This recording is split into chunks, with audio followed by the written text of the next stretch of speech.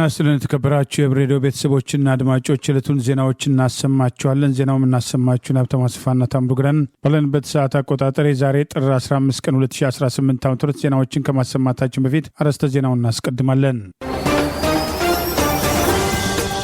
የፋኖ የጋራ ግንባርና ወታደራዊ ድሉ፣ የአሜሪካው ባለስልጣን ጉዞና ግድቡ፣ የኢትዮጵያን ክስ በአሜሪካ ላይ፣ የተቃዋሚዎቹ ቁጣ፣ አስደናቂው ቀዶ ጥገና፣ የክልከላ ውሳኔ፣ ሚኒሶታው ተቃውሞና ኢሚግሬሽን ዘመቻ የሚሉና ሌሎችም ወቅታዊ ዜናዎች አሉን። ዝርዝሩን እንሆ።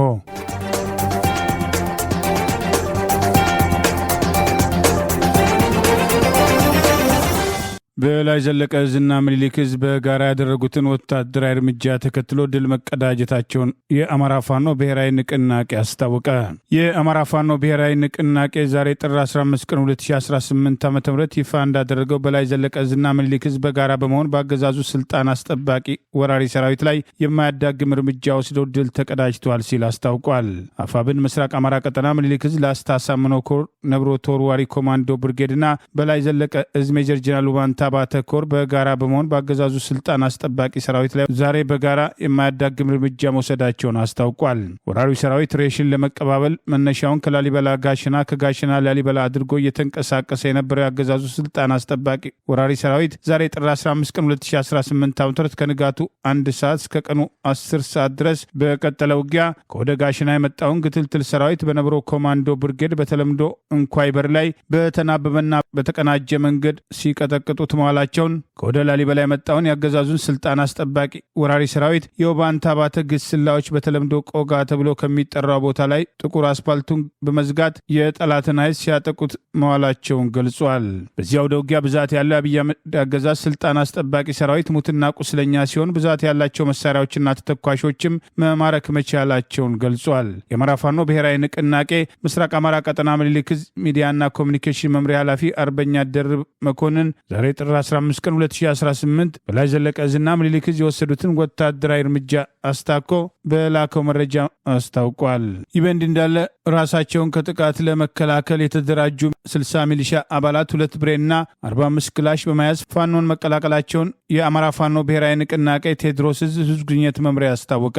የፋኖ አንድ አደረጃጀት ይፋ መሆኑን ተከትሎ በርካታ ያገዛዙ ስልጣን አስጠባቂ ወታደሮች ወደ ፋኖ መቀላቀላቸው የቀጠለ ሲሆን ብልጽግና መራሹ ወራሪ አገዛዝ ሲያሳድዳቸው የነበሩ ኃይሎች ታጥቀው ራሳቸውን ከአረመኔው አገዛዝ ሲከላከሉ የቆዩ በመተከል አውራጃ ዳንጉር ወረዳ በሻለቃ ሲሳይ ገነት ሲመሩ የነበሩ 60 ያገው ተወላጅ ወንድሞቻችን አባላትና መሪው ሻለቃ ሲሳይ ገነት ትላንት ጥር 14 ቀን 2018 2 ብሬን ከ45 በላይ ክላሽንኮቭ በመያዝ የአማራ ፋኖ ብሔራዊ ንቅናቄ ቴዎድሮስ ዕዝ 105ኛ ኮር 66ኛ ክፍለ ጦርን በመቀላቀል አረመኔውን የአብይ አህመድ መንግስት ስርዓት በማውገዝ እስከ መጨረሻው ለማስወገድ ቃል ገብተዋል ሲል ይኸው መረጃ አስታውቋል። በተመሳሳይ ከድር አብዲ ገመቹ ገመዳ ኃይሉ ምንዬ እንግዳ ምንችል ቡችል ጸጋ የተባሉ ካገዛዙ 601ኛ ኮር 52ኛ ክፍለ ጦርና 6ኛ ዕዝ 605ኛ ኮር 14ኛ ክፍለ ጦር በመክዳት ቴዎድሮስ ዕዝ 102ኛ ኮርን መቀላቀላቸውም ተገልጿል። ጌታው መሌ ታደሰ ደሴ የሚባሉ ሚሊሻዎችም ከሸበል ብረንታ በመውጣት የቴዎድሮስ ዕዝ 201ኛ ኮርን የተቀላቀሉ ሲሆን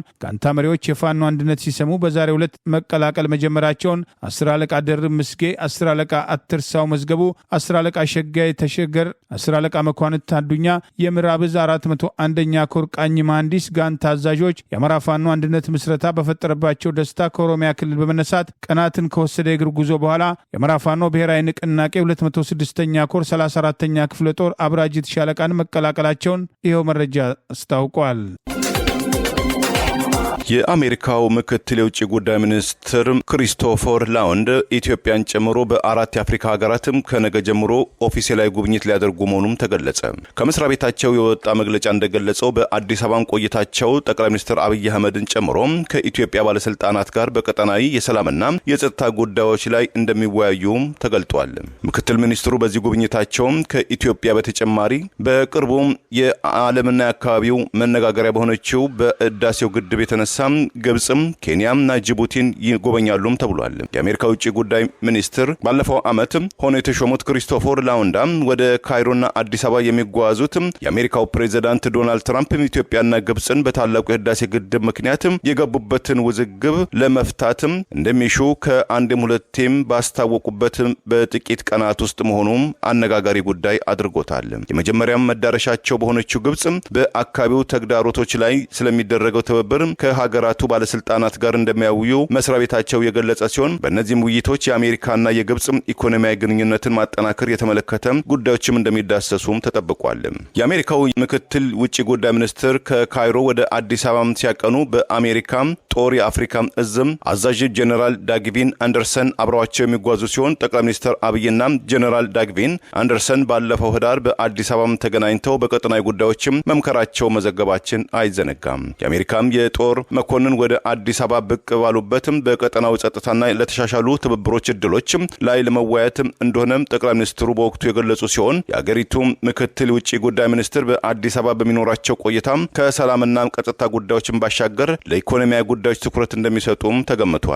ከኢትዮጵያ ባለስልጣናትና ከግሉ ዘርፍ ተወካዮች ጋርም በአዲስ አበባ በሚያደርጉት ውይይት አሜሪካ የንግድ ተሳትፎ የሚሆኑ እድሎችን የሚያስተዋውቁ ሲሆን ላውንዳ በአዲስ አበባ ቆይታቸው ከአፍሪካ ህብረት ኮሚሽን ሊቀመንበር ከመሐመድ አሊ የሱፍ ጋርም የመገናኘት እድል ይኖራቸዋልም ተብሏል። በግሪንላንድ ደሴት ጉዳይ ከአሜሪካ አስተዳደር ጋር ሰሞኑን ተቃርኖ ውስጥ ከገቡት የአውሮፓ ሀገራት መካከል አንዷ የሆነችው የጀርመን የውጭ ጉዳይ ሚኒስትር አፍሪካን ለመጀመሪያ ባደረጉትም ጉብኝታቸው ሰሞኑን ወደ አዲስ አበባና ኬንያ በመጓዝ ከአገራቱ ከፍተኛ ባለስልጣናት ጋር ከመነጋገራቸው በተጨማሪ ሁለቱ ሀገራት ማለትም ኬንያና ኢትዮጵያ ለቀጠናው እና ለጀርመን ወሳኝ ሚና የሚጫወቱ በመሆናቸው ጀርመን ግንኙነቷን አጠናክራም ትቀጥላለች። በቀጠናውም ግጭቶችን እንዴት በጋራ ማስወገድ እንደሚቻል አፍሪካ በተባበሩት መንግስታት የጸጥታው ምክር ቤት ውስጥ ድምጿም እንዴት እንደሚሰማም ወይም መቀመጫ ማግኘት እንዳለባት ከኮሚሽነሩ ጋር እንወያያለን ማለታቸው ተዘግቧል።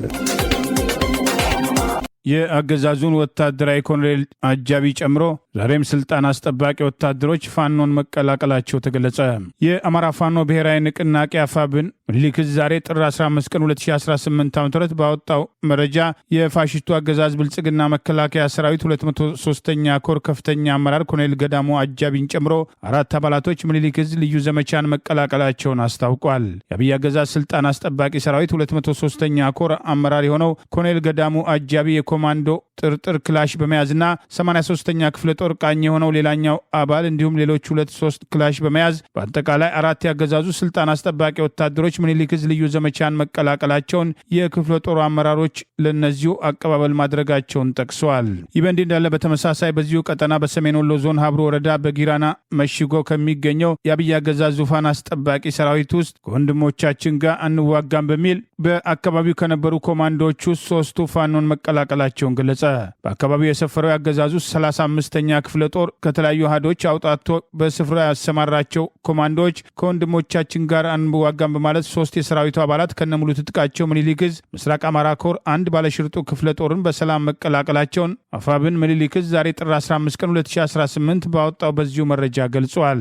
በተመሳሳይ በዚሁ ቀጠና 8 ያገዛዙ ስልጣን አስጠባቂ ወታደሮች ዛሬ ካላኮርማ ክፍለ ጦርን ተቀላቅለዋል። የአማራ ፋኖ ብሔራዊ ንቅናቄ መመስረትን ተከትሎ 8 የአገዛዙ ስልጣን አስጠባቂ ወታደሮች ምኒልክ ምስራቅ አማራ ኮር 2 ካላኮርማ ክፍለ ጦርን የተቀላቀሉ መሆኑን የጠቀሰው መረጃ የክፍለ ጦሩ አመራሮች አቀባበል ማድረጋቸው ተጠቅሷል። የፋኖን አንድ መሆንና የመሪ ድርጅት አፋብን መመስረት ተከትሎ የፋሽስቱ አገዛዙ ዙፋን ጠባቂ ሰራዊት በሰፊው ፋኖን እየተቀላቀሉ ሲሆን 8 አባላቶቹ 7 ክላሽ 1400 ተተኳሽ 7 የወገብ ትጥቅና 6 ኤፍ1 ቦምብ ይዘው ካላኮርማ ክፍለ ጦርን መቀላቀላቸውን የአማራ ፋኖ ብሔራዊ ንቅናቄ አፋብን ምኒልክ ዛሬ ጥር 15 ቀን 2018 ባወጣው በዚሁ መረጃ ገልጸዋል። ይህ በእንዲህ እንዳለ በመተከል ዞን የሚንቀሳቀሱ ታጣቂዎች የአማራ ፋኖ ብሔራዊ ንቅናቄን መቀላቀላቸውን ይፋ አድርገዋል። የአማራ ፋኖ ብሔራዊ ንቅናቄ ምስረታን ተከትሎ በኢትዮጵያ ውስጥ እየተንቀሳቀሱ ያሉ ጸረ አገዛዝ ኃይሎች መልካም ምኞታቸውን እየገለጹ መሆኑን ንቅናቄው ዛሬ ጥር 15 ቀን 2018 በይፋ ማህበራዊ ገጹ ባወጣው መረጃ ገልጿል። ከነኚህ ጸረ ብልጽግና አገዛዝ ኃይሎች መካከል ራሳቸውን ከአረመኔው አገዛዝ ጥቃት ሲከላከሉ የቆዩት በመተከል ዞን ዳንጉር ወረዳ ሲንቀሳቀሱ የነበሩትና በሻለቃ ሲሳይ ገነት የሚመሩት 60 አባላት የያዘው ቡድን የአማራ ፋኖ ብሔራዊ ንቅናቄን መቀላቀላቸውን ገልጿል። የቡድኑ አባላት 45 የነፍስ ወከፍ መሳሪያዎችን በክላሽንኮቭ እና 2 መትረየስ በመያዝ ጥር 5 ቀን 2018 የአማራ ፋኖ ብሔራዊ ንቅናቄ ቴዎድሮስ ዕዝ 105ኛ ኮር 66ኛ ክፍለ ጦርን በመቀላቀል አረመኔውን የአብይ አህመድ አገዛዝ ከመጨረሻው ለማስወገድ ቃል መግባታቸውን ይኸው መረጃ አስታውቋል። በአሜሪካ ውስጥ ጊዜያዊ የመኖሪያ ፍቃድ ወይም ቴምፖራሪ ፕሮቴክሽን ስታተስ የተሰጣቸው ኢትዮጵያን ከአሜሪካ መባረር የለብንም በማለትም በአሜሪካ አስተዳደር ላይ ክስ መሰረቱ። የአሜሪካም የአገር ውስጥ ጉዳይ መስሪያ ቤት በእንግሊዝኛው ሆምላንድ ሴኩሪቲ ወደ 5000 ለሚጠጉ ኢትዮጵያን ተሰጥቶ የነበረውን የጊዜያዊ መኖሪያ ፍቃድ ቲፒኤስ ከመጪው የካቲት ወይም ከፈረንጆቹ ፌብሩዋሪ 13 2026 ጀምሮ እንደሚጠናቀቅ ኢትዮጵያኑም ቀኑ ከመድረሱ ከ60 ቀናት በፊት አሜሪካንን ለቀው መውጣት አለባቸው ካልሆነም ታስረው ይጠረዛሉ ማለቱን ቀደም ሲል መዘገባችን አይዘነጋም። 3 ኢትዮጵያንና ለትርፍም ካልተቋቋመ የአፍሪካን ኮሚኒቲ አብሮነት አፍሪካን ኮሚኒቲ ቱጌዘር በተባለ ተቋም ጋር በትላንትናው ዕለትም በአሜሪካ ቦስተን ግዛት በመሰረቱት የክስ ፋይል በቀድሞው የአሜሪካ አስተዳደር የሰጠንን የጊዜያዊ የመኖሪያ ፍቃድ ቲፒኤስ የፕሬዝዳንት ዶናልድ ትራምፕ አስተዳደር ለመሰረዝ የሄደበትን አካሄድ ተገቢ አይደለም፣ ስለዚህ ውሳኔው ሊታገድ ይገባል በማለትም ለፍርድ ቤቱ አቤት ብለዋል። ኢትዮጵያኑ በአሁኑ ወቅት በሰብአዊ ቀውስ ውስጥ መሆኗን የጠቀሱት አገራቸው ኢትዮጵያ አቤት ባዮቹ ኢትዮጵያን ይሁን እንጂ የአሜሪካ ሀገር ውስጥ ሹም ክሪስቲ ናኦሚ አላግባብ በአሜሪካ መኖሪያ ፍቃዳችንን በ60 ቀናት ውስጥ እንዲቋረጥ ወስነዋል። ይህም ውሳኔ የአሜሪካንን ህገ መንግስትን ከግንዛቤ ውስጥ ያካተተ አይደለም፣ በመጥፎ ስሜት የተነሳሳ ኢትዮጵያንን ጨምሮ ነጭ ባልሆኑ ወገኖች ላይ የተቃጣም እርምጃ ነው ብለውታል። የዲሞክራቲክ ፓርቲው የቀድሞው የአሜሪካን ፕሬዝዳንት ጆ ባይደን አስተዳደር በፈረንጆቹ 2022 ጀምሮ በጦርነትና ተፈጥሮ ችግሮች ወደ አሜሪካ ለገቡ ኢትዮጵያን የሰጠው የጊዜያዊ መኖሪያ ፍቃድ ባለፈው ታህሳስ ወይም በፈረንጆቹ ዲሴምበር 12 2025 መጠናቀቁን የአሜሪካ የሀገር ውስጥ ጉዳይ መስሪያ ቤት የኢትዮጵያን መኖሪያ ፍቃድን ማቋረጡን ለዚህም ውሳኔው ምክንያት ነው ያለውን ኢትዮጵያኑ ወደ አገራቸው ኢትዮጵያ ቢመለሱ ለደህንነታቸው አያሰጋቸውም፣ ቲፒኤስ መስጠት ማለት በአሜሪካ ውስጥ የዘላቂነት መኖሪያ ፍቃድ አይደለም የሚል አጭር መልእክት ማሳረፉ አይዘነጋም። እንደ ኢትዮጵያኑ ሁሉ ወደ አገራቸው በቀጣይ ወራትም እንዲመለሱም ከአሜሪካ አስተዳደር የተነገራቸው የሶሪያ፣ የደቡብ ሱዳን፣ የቬንዙዌላ፣ የሃይቲና የኒካራጓ ዜጎች የአሜሪካ መንግስት እርምጃውን እንዲያዘገየው አሊያም እንዲያቆም የሚል ክስ መስርተዋል። በኢትዮጵያኑ አቤቱታም ጉዳይ ዙሪያ የአሜሪካ ሀገር ውስጥ ጉዳይ መስሪያ ቤት እስካሁን ድረስም የሰጠው አስተያየትም የለም። ኢህአፓ፣ ባልደራስ፣ መያድ የተቃዋሚዎች ትብብር ለኢትዮጵያን ጨምሮ በርከት ያሉ ፓርቲዎች በጋራ 7ኛው ሀገራዊ ምርጫ ግልጽነት በጎደለውና የተደበሰበሰ የምዝገባ አሰራርና ሂደት አሳታፊ ሐቀኛና ታማኒና ዴሞክራሲያዊ ምርጫ ሊሆን እንደማይችል ዛሬ ባወጡት መግለጫ ጠቀሱ። ፓርቲዎች ልዩነታቸውን ወደ ጎን በማድረግ ምርጫው ፍትሐዊ እንዲሆን የሚያደርጉት ትግል ላይ አንድነት እንዲኖራቸው ጥሪ አቅርበዋል። በአብይ አገዛዝ ቁጥጥር ስር ያለው ምርጫ ቦርድ ግንቦት 24 ቀን 2018 ዓ.ም አካሂደዋል ያለውን 7ኛ ሀገራዊ ምርጫ ተከትሎ የቦርዱን ተአማኒነት አጠራጣሪ የሚያደርጉ የምዝገባ ሂደቶችና የተደበሰበሰ አሰራር 7ኛውን ሀገራዊ ምርጫ ግልጽነት በጎደለው የተደበሰበሰ የምዝገባ አሰራር ሂደት አሳታፊ ሐቀኛ ታማኒና ዲሞክራሲያዊ ምርጫ ሊሆን አይችልም በማለት የኢትዮጵያ ሕዝብ አብዮታዊ ፓርቲ ኢህአፓ፣ ህብረት ኢትዮጵያ ዲሞክራሲያዊ ፓርቲ፣ መላው ኢትዮጵያ አንድነት ድርጅት መኢአድ፣ ባልደራስ እውነተኛ ዲሞክራሲ ፓርቲ፣ ትብብር ለኢትዮጵያ አንድነት የተባለው የተለያዩ ፓርቲዎች ስብስብ፣ አማራ ጌናዊ ንቅናቄ፣ የኢትዮጵያ ሕዝብ፣ የኢትዮጵያ ሶሻል ዲሞክራቲክ ፓርቲ ሶዴፓ፣ የወላይታ ብሔራዊ ንቅናቄ ወብን ዛሬ ጥር 15 ቀን 2018 ዓ.ም ባወጡት የጋራ መግለጫ ተቃውሟቸውን ገለጹ። ለመራጭነት ምዝገባ የተለያዩ እንቅፋቶችን በማበጀት ግልጽነት የሌላቸውን አሰራሮች በመዘርጋት ተቀባይነት የሌላቸውን ምክንያቶች በመደርደር ቦርዱ ገለልተኝነቱን ጥያቄ ላይ የሚጥል አሰራር ከመከተል ባሻገር የቀድሞ ደቡብ ብሔር ብሔረሰቦችና ህዝቦች ክልል በ4 ክልሎች ሲከፈል የክልል ምክር ቤቶቹ አባላት ቁጥር መጨመር እንዳለበት በየክልሎቹ መንግስታት ተወስኖ ገዢው ፓርቲ በእያንዳንዱ የሲዳማ ምርጫ ክልል 10 የክልል ምክር ቤት እጩዎችን በጥቅሉ 190 እጩ ተወዳዳሪዎችን ሲያስመዘግብና ቀሪዎቹ 3 ክልሎች ላይ ደግሞ እንደየክልሎቹ መንግስታት ውሳኔ በየምርጫ ክልሉ 5 የክልል እጩ ተወዳዳሪዎች በገዢው ፓርቲ በኩል እንዲመዘገቡ መደረጉን መገንዘባቸውን ጠቅሰዋል። ተቃዋሚ የፖለቲካ ፓርቲዎች ባላወቁት መንገድ ይህ መፈጸሙ የቦርዱን ገለልተኝነትና ተአማኒነት ጥያቄ ውስጥ ከመክተቱም በላይ ለፖለቲካ ፓርቲዎች ያላቸውን ንቀት፣ ለህዝብና ለሀገር ሰላም እንዲሁም ለዲሞክራሲያዊ ስርዓት ሽግግር ሽግግር አስፈላጊነት ደንታ እንደሌላቸው ያመላከተ ክስተት ስለሆነ ቦርዱና የሚመለከታቸው አካላት አስቸኳይ ማስተካከያ እርምጃ እንዲወስዱ እንጠይቃለን ብለዋል። መንግስት ያሉት አካል ነጻና ገለልተኛ ምርጫ እንዲካሄድ የሚያስችል ሁኔታ እንዲፈጥር፣ ጦርነት እንዲቆም፣ ለምርጫ አስቻይ ሁኔታዎች እንዲፈጠሩ ያስጠነቀቁት የፖለቲካ ፓርቲዎቹ የሀገሪቱ አቅም ባልፈቀደበትና እንደ ሀገር ህዝባችን በቴክኖሎጂ ባልነቃበት ሁኔታ መንግስት ብቻውን የደረሰበትን የቴክኖሎጂካል ሲስተም ለመስፈርትነት መጠቀም አግባብነት የለውምና ተቃዋሚ የፖለቲካ ፓርቲዎች ከፉክክር ሜዳው በማውጣት ህዝብን አማራጭ አሳጥቶ ለመግዛት የታሰበ የፖለቲካ ሴራ ነው በማለት የእጩዎች ምዝገባን በተመለከተ በዲጂታል ምዝገባ እናካሄዳለን ከማለት አልፎ የልደት ሰርቲፊኬትና ሌሎች ጉዳዮችን በመደርደር መራጮችን ተስፋ ለማስቆረጥ የሚካሄድበትን ሂደት በዝርዝር በመግለጫቸው ጠቅሰዋል። ሰባተኛው ሀገራዊ ምርጫ ተፎካካሪ የፖለቲካ ፓርቲዎች የፕሮግራም አማራጮቻቸውን ለህዝብ ዳኝነት የሚያቀርቡበት ሁኔታ እንዲፈጠር የጠየቁት ፓርቲዎቹ ጥያቄዎቻቸው አዎንታዊ ምላሽ እንዲያገኙ ምርጫው በአንጻራዊነት ካለፉት የከሸፉ ምርጫዎች ሁሉ የተሻለና በህዝብ ተቀባይነት ያለው አሳታፊና ሰላማዊ በሆነ መንገድ የሚጠናቀቅ እንዲሆን በሂደቱ ደረጃ ለምናቀርበው ጥሪ አዎንታዊ ምላሽ በመስጠት ሰብአዊና ዴሞክራሲያዊ መብቶች መከበር ወገናዊነታችሁን እንድታረጋግጡ በማለት ጥሪ ያቀረቡት ፓርቲዎቹ ሁሉም ባለድርሻ አካላት፣ የፖለቲካ ፓርቲዎች፣ መንግስት ያልሆናችሁ ድርጅቶችና ሲቪክ ማህበራት፣ የሚዲያ ቤተሰቦች፣ የቀጠናዊና አህጉራዊ ዓለም አቀፋዊ ማህበረሰብ ተቋማት ከጎናችን እንድትቆሙ በተለይ ተቃዋሚ ፖለቲካ ፓርቲዎች ከፕሮግራምና የስልት ልዩነት ባሻገር በዚህ ሀገራዊ የጋራ ጉዳይ አንድነታችሁን እንድታሳዩ ጥሪያችን እናቀርባለን ያሉ ሲሆን ባለፉት ከተካሄዱ 6 አገራዊ ምርጫዎች መካከል ከምርጫ 97 በስተቀር ሌሎቹ ተአማኒነት እንደሌላቸው ጭምር በመግለጫቸው ላይ ጠቅሰው ዛሬ ጥር 15 ቀን 2018 ዓ.ም ግንቦት 4 ቀን 2018 ይካሄዳል የተባለው ሰባተኛ ሀገራዊ ምርጫ ግልጽነት በጎደለው የተድበሰበሰ የምዝገባ አሰራርና ሂደት አሳታፊ ሐቀኛና ተአማኒና ዲሞክራሲያዊ ምርጫ ሊሆን አይችልም በማለት አቋማቸውን ይፋ አድርገዋል። ይህ እንዲህ እንዳለ በአብይ አህመድ የሚመራው ገዢው ብልጽግና ፓርቲ የራሱን አባላት እንደ ነጻ ምርጫ አስፈጻሚ ለምርጫ ቦርድ በመላክ እያስመዘገበና ስልጠና እያሰጠ መሆኑን መረጃዎችን ጠቅሰን ትላንት መዘገባችን አይዘነጋም። ለአገዛዙ ከድተው እጃቸውን የሰጡት እነ ማስረሻ ሰጤ የኮሪደር ልማትና አድዋ ሙዚየም ጎበኙ መባሉን ተከትሎ የአገዛዙ ማህበራዊ ሚዲያ አፈቀላጤዎች 4 ኪሎ የምትመጡት ለጉብኝት እንጂ ስርዓት ለመለወጥ አይደለም በሚል ለመሳለቅ ሞክረዋል። በአማራ ህዝብ ላይ ቀጥተኛ ጦርነት የአብይ አገዛዝ ከማወጁ በፊት አማራ አዲስ አበባ አይገባም በሚል በተለያዩ አቅጣጫዎች ወላዶች፣ የታመሙ እናቶችና ህጻናት ሳይቀር ከአውቶቡስ ላይ እየወረዱ እንዲመለሱ የሚደረጉበት በማንነታቸው እየተለዩ በኦሮሚያ ልዩ ኃይል ድጋፍ በተቀነባበረ መንገድ እየታፈኑ የሚገደሉበትና የሚጠፉበት እርምጃ በኦሮሚያ ክልል በስፋት ወለጋን በተለይ በዋናነት የአማራ ብሔር ተወላጆች ላይ አነጣጥሮ እየተፈጸመ ያለው ማንነት ተኮር ጥቃትና ይህን ጥቃት እንዲቆም በተደጋጋሚ ቀርቦ የነበሩ ጥያቄዎች ተቀባይነት ማጣታቸው ከዚህ አልፎ አማራን ትጥቅ ለማስፈታትና ከትጥቅ አልፎ ቀበቶ እናስፈታለን የሚለውን ፉከራ ተከትሎ በአማራ ህዝብ ላይ ጦርነት ያወጀው አገዛዝ ዛሬም በአማራ ህዝብ ላይ ጭፍጨፋ እየፈጸመ ቢሆንም ይህንን በመካድ ለአገዛዙ እጃቸውን የሰጡት እነ ማስረሻ ሰጤ አገዛዙ ዛሬ ሰብሰብ አድርጎ የአዲስ አበባ ኮሪደር ልማትና የአድዋ ሙዚየም ያለውን አስጎብኝቷቸዋል።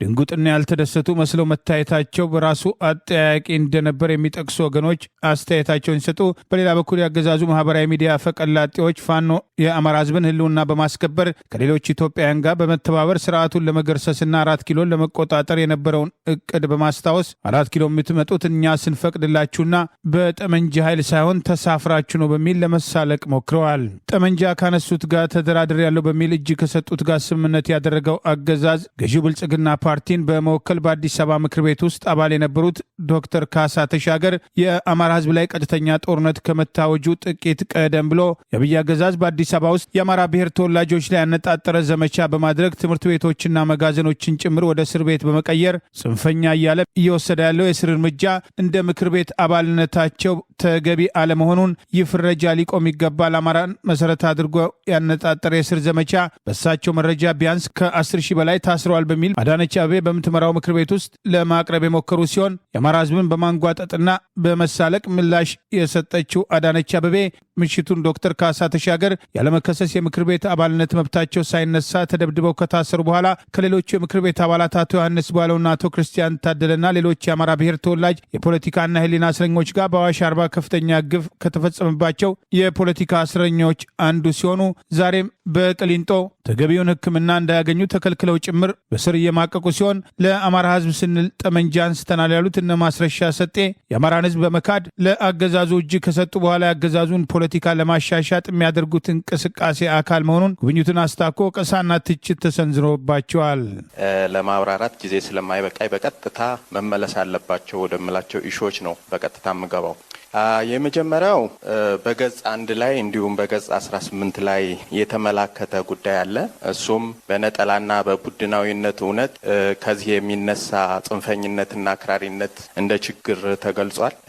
አንዱ ጥያቄ የሚሆነው እዚህ ከፍረጃ መቼ ይሆን የምንወጣው? በኢህአዴግ ዘመን በአብዛኛው ጠባብና ትምክህት እያልን ስንከፋፍል ኖርን። አሁንም ዛሬም እንደዚሁ ጽንፈኛ አክራሪ እያልን እየከፋፈልን ነውና ከዚህ ፍረጃ መቼ ይሆን የምንወጣው የሚል ነው። ከዚሁ ጋር ተያይዞ ግን ጽንፈኛ ኃይሎች፣ ጸረ ሰላም ኃይሎች በሚል በእስር ቤት በአብዛኛው በጅምላ እየታሰሩ ያሉ የአማራ ተወላጆች ናቸው። ምሁራን፣ አንቂዎች፣ ጋዜጠኞች፣ ኢቭን የልዩ ኃይል አባላት ሁሉ በከተማችን እየታሰሩ ነው ያሉት።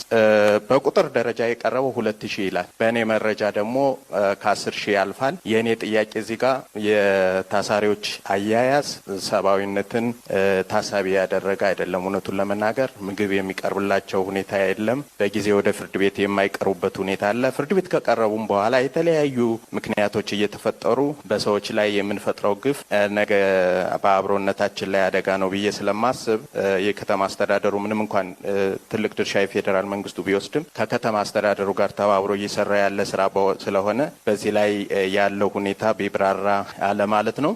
አሁንም ከዚሁ ሳልወጣ በርካታ የአማራ ተወላጆች ኢቭን ቅድም አንድ የምክር ቤት አባል ባነሱት ሀሳብ በሸራ ይሰሩ የነበሩት ራሱ የጽንፈኛ ኃይሎች መደበቂያ ናቸው የሚል ሁኔታ አለ።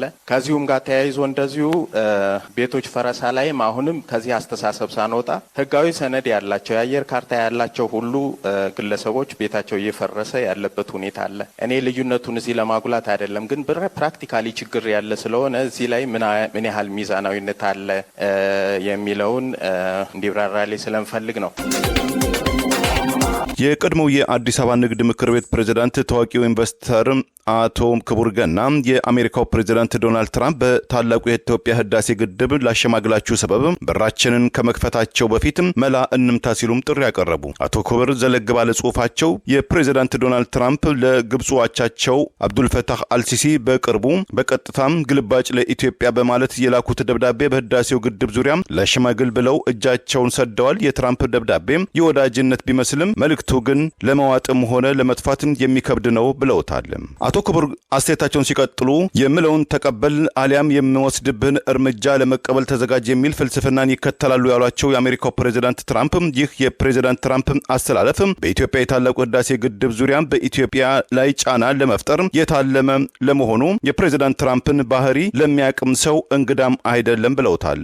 በኢትዮጵያን አንጡራ ሀብት የተገነባው የአንድነት ምሳሌ የክብር ብሔራዊ ክብር የሆነው የታላቁ ህዳሴ ግድብን እንዴትም መጠቀም እንዳለብን የአሜሪካ አስተዳደር በሽምግልና ስም የውሳኔ ሐሳብ ለመስጠትም በር እያንኳኳ በመሆኑ በሩን ከመክፈታችን በፊትም መላ መምታትም ያስፈልገናል በማለት አቶ ክቡር ገና ምክረ ሐሳባቸውንም ሰንዝረዋል። ዲፕሎማሲም ቲያትር ሆኗል።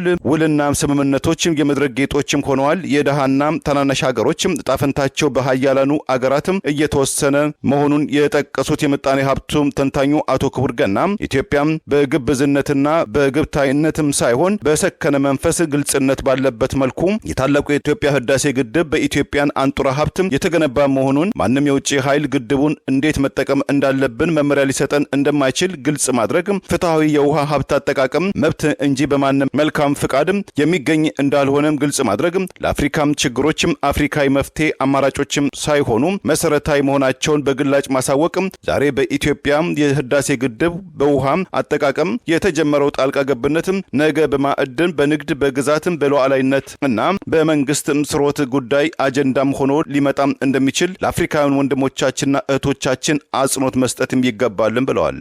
የአባይ ወንዝ የሚፈሰው በአሜሪካ ፍቃድ አይደለም። ታላቁ የኢትዮጵያ ህዳሴ ግድብ የተገነባውን በአሜሪካም ይሁንታም አይደለም። ኢትዮጵያ የተፈጥሮ ሀብቷን በማልማቷም ለማንም መስገድ የለባትም ያሉትም ታዋቂው ኢንቨስተርና የምጣኔ ሀብት ባለሙያው አቶ ክቡር ገና አሁን ላይ ከዋሽንግተን በኩል የተያዘው አቋም የህዳሴው ግድብ ብቻም አይደለም። ጉዳዩ የክብር የሉዓላዊነት የኢትዮጵያ ህዝብ ህልም ያለመውን ተግባራዊ የማድረግ የሀገር ስኬትም ጉዳይ ነው። ፍትህና ርዕትን ማን ነው የሚወስነው?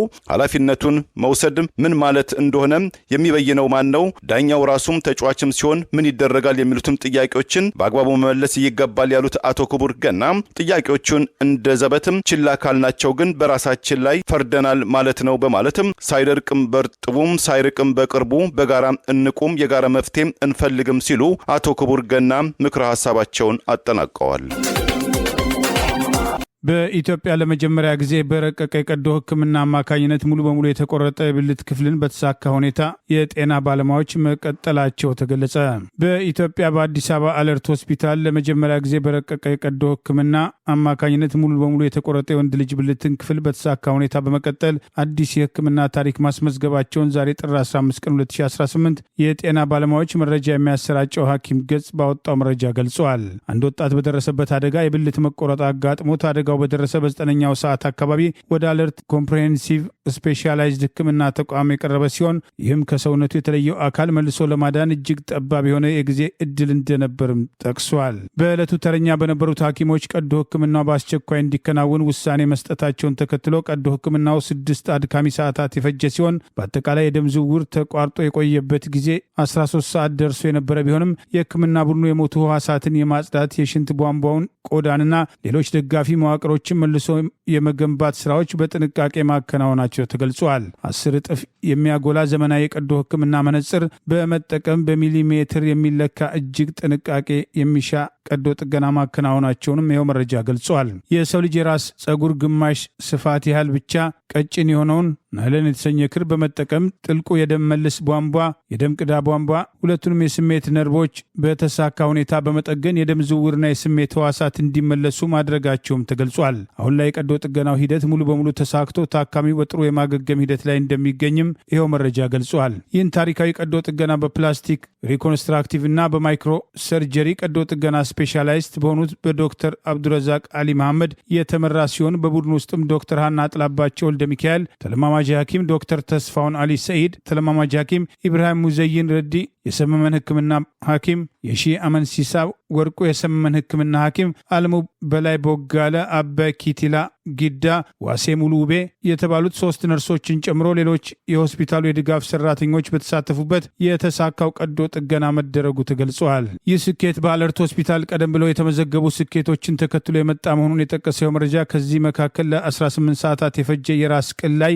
ያለ የቆዳ እጢን በማንሳትና ከታካሚው የታፋ አካል በመውሰድ በረቀቀ ቀዶ ጥገና ከአንገት የደም ስር ጋር በማገናኘት የንቅለ ተከላ ስራ ተግባር ተጠቃሽ መሆኑን ይኸው መረጃ ጠቅሷል። በአለርት ሆስፒታል እንዲህ ያሉ የረቀቁ ቀዶ ጥገናዎች መጀመራቸው ቀደም ሲል እግራቸው እንዲቆረጥ ለሚያስገድዱ የመኪና አደጋዎችና ሌሎች ሁኔታዎች ለደረሰባቸው ታካሚዎች እንዲሁም ቀዶ ጥገና ለማድረግ እጅግ በጣም አስቸጋሪ ለነበሩ ደረጃቸው ከፍ ያለ ካንሰር ላለባቸው በተለይም የጭንቅላትና የአንገት ካንሰር ታካሚዎች አዲስ ተስፋ ሰጪ መሆኑም ተጠቅሷል። እንዲህ ያሉ ስብስብ የአካልን የመቀጠል ቀዶ ጥገናዎች አሁን ላይ ሙሉ በሙሉ በኢትዮጵያውያን የቀዶ ጥገና ሐኪሞች እየተከናወኑ በመሆናቸው ታካሚዎች ወደ ውጭ ሀገር ሄደው የሚታከሙበትን ከፍተኛ ወጪ የሚቀንስ መሆኑም ተጠቅሷል። አለርት ሆስፒታል ከዚህ ቀደም የሀገራችንን ሐኪሞች በማሰልጠን የሚታወቅ ሲሆን ከዚህ በተጨማሪ ከብሩንዲ፣ ታንዛኒያና ዛምቢያ ለመጡ ሐኪሞች ለ3 ዓመታት የቆየ የተጠናከረ የፕላስቲክና ሪኮንስትራክቲቭ ቀዶ ጥገና ስልጠና በመስጠት ያስመረቀ ሲሆን በአሁኑ ጊዜ ከተለያዩ የአፍሪካ ሀገራት ሐኪሞችን ተቀብሎ በማስተማር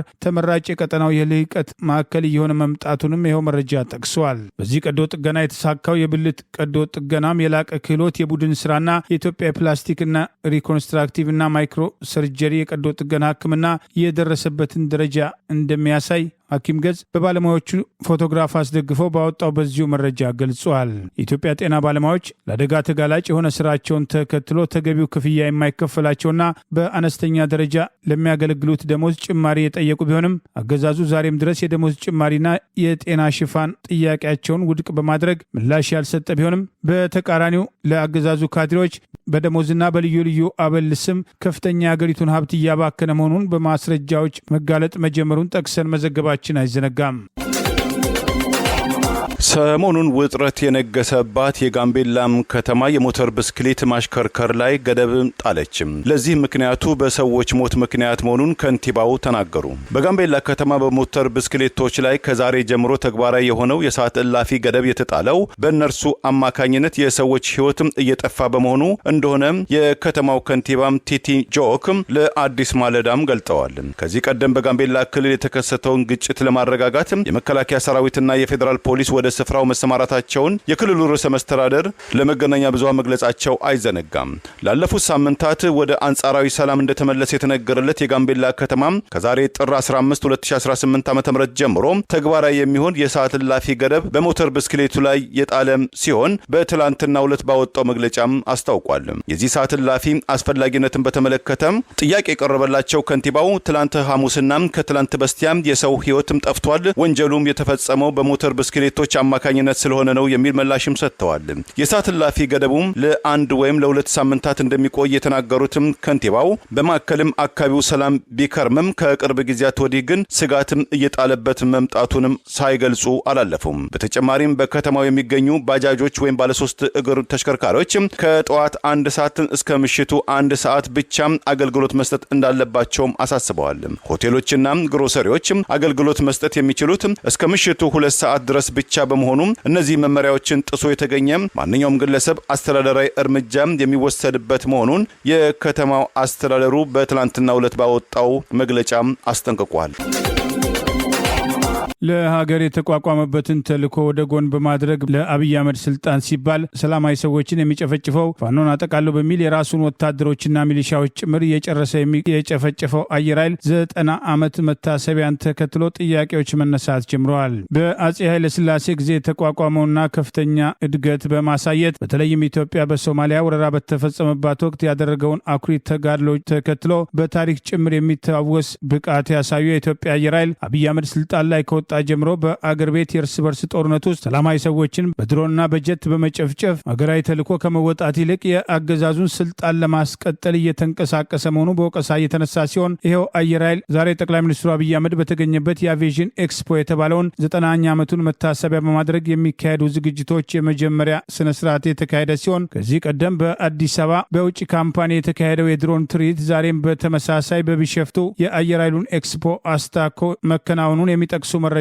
ወጥተዋል። ኤክስፖውን ተከትሎ የአየር ኃይሉን የተለያዩ እንቅስቃሴዎች ያሳያሉ የተባሉ የአየር ላይ ትርኢቶች ከአብይ አህመድ ፎቶግራፍ ጋር ጭምር የታዩበት የድሮን ትርኢት አየር ኃይሉ በዘመናዊ ጦር መሳሪያ የተደራጀበት ተግባር የታየ ቢሆንም አብይ አህመድ ስልጣን ከወጣ በኋላ ባለፉት 7 ዓመታት አየር ኃይሉ የአገርን ዳር ድንበር ለማስጠበቅ ከፈጸማቸው ተልዕኮች ይልቅ በአገር ቤት የእርስ በርስ ጦርነት ውስጥ ሰላማዊ ሰዎችን በመጨፍጨፍ ነፍሰ ጡር እናቶች ያሉበትን ጤና ጣቢያ ጭምር በድሮንና በጀት ጥቃት በማውደም ትምህርት ቤቶች፣ ሆስፒታሎች፣ የተለያዩ መሰረተ ልማቶችን በማውደም ህጻናት፣ ሴቶች ሳይለይ ሰላማዊ ሰዎችን በመጨፍጨፍ በተደጋጋሚ ስሙ የሚነሳ ሲሆን የኦሮሞ ብሔር ተወላጅና የአየር ኃይሉ አዛዥ የሆነው ሌተናንት ጀነራል ይልማ መርዳሳም እንደ አብይና ያገዛዙ ስልጣን አስጠባቂ መከላከያ ኤታ ማጆር ሹም የቀድሞ ምርኮኛ ብርሃኑ ጁላ ሁሉ በጦር ወንጀል ከሚጠየቁ ያገዛዙ ወታደራዊ አዛዦች መካከል ስሙ በተደጋጋሚ በጦር ወንጀል መጠየቅ አለባቸው ከሚባሉ ያገዛዙ ስልጣን አስጠባቂ ወታደራዊ አዛዦች አንዱ ሲሆን አየር ኃይሉ ሀገራዊ ተልዕኮ ሳይሆን ዛሬም ለፓርቲና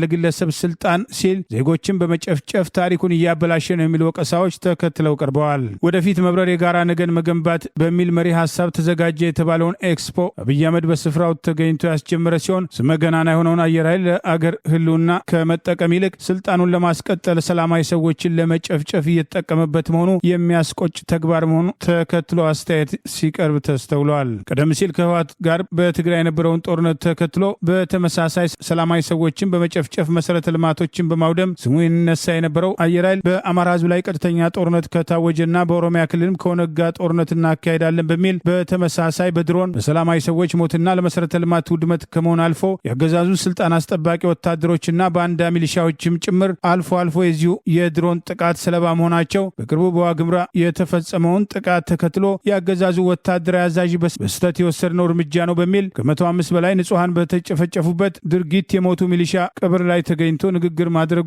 መነጋገሪያ መሆኑ አይዘነጋም።